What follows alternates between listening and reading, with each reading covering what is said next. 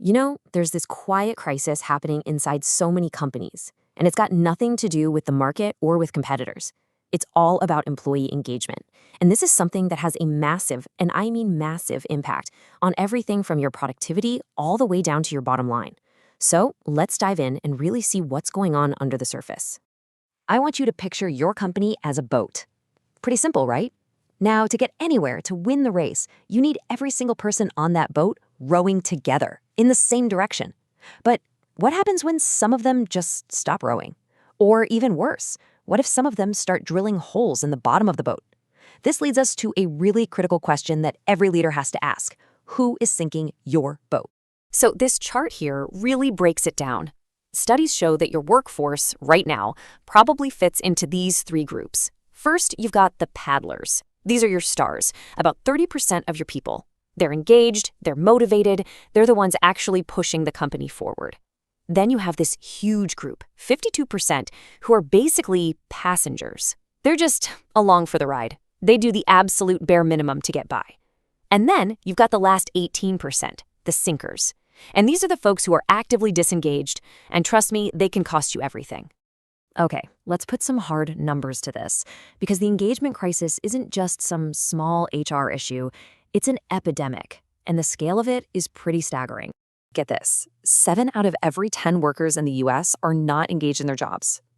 Just let that sink in for a second. If you look at a room with 10 of your employees, 7 of them are either just there for the paycheck or are actually unhappy. This isn't some fringe group. This is the overwhelming majority in most workplaces. And here's where it gets really dangerous. Remember that 18% we called the sinkers? That's basically 2 out of every 10 employees who are actively disengaged. Now, this goes way beyond just being bored or lazy. It means they might be undermining their coworkers, complaining to customers, and just creating a toxic work environment for everyone else. They are quite literally sinking the boat from the inside. So you have to ask, what's causing all of this? Where is all this disengagement coming from? Well, the research points overwhelmingly to one single root cause: a fundamental mismatch in management. An unbelievable 82% of the time, companies admit they promoted the wrong person into a management role. Think about that for a second. What usually happens? We take someone who is great at their technical job and we promote them assuming they'll be great at leading people. But those are two totally different skill sets. It's that classic mistake of turning your best software developer into your worst manager. And here's the direct results of that mistake. A shocking 70% of those managers who were poorly chosen end up making their teams worse. Yeah, not better, worse. Instead of inspiring and coaching, their ineffective leadership just creates frustration, confusion, and, you guessed it, disengagement. And this creates a really vicious cycle. See, a disengaged manager is 3 times more likely to have a team of disengaged employees. That negativity, that apathy, it just cascades right down from the top, poisoning the whole culture. Now, what about the cost? We're talking $450 billion.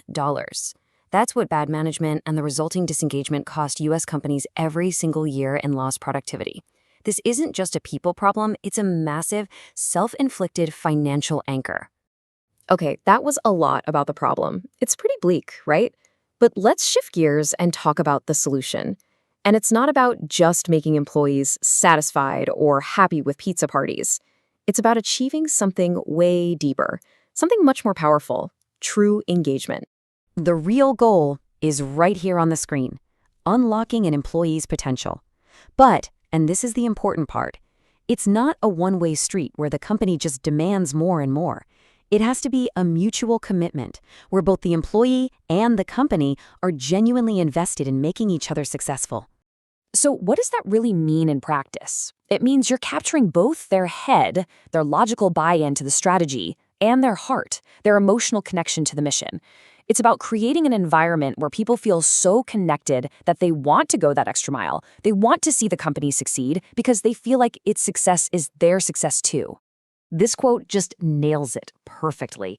It's all about that magic ingredient: discretionary effort.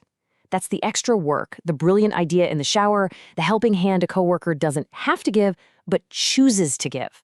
That's the stuff an employee offers because they are truly, deeply engaged.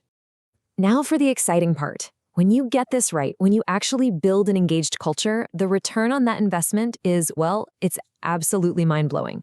Let's look at the real, tangible benefits. Just look at that number. A highly engaged employee is 480% more committed to their company's success. That isn't a small improvement. That's a whole different league. It's the difference between a company that just gets by and a company that absolutely dominates its industry. It is a massive competitive advantage.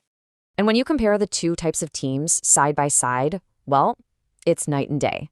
On one side, you have engaged teams who are 6 times more productive. Their members are way more likely to recommend the company to other talented people and offer up new ideas. On the flip side, disengaged teams are a revolving door of turnover, they bleed money and lost productivity, and they create a toxic culture. For any leader, the choice is crystal clear. So all of this leads us to one simple, crucial takeaway. If bad management is the disease, then great leadership is the cure. Fixing this engagement crisis starts and ends with leadership.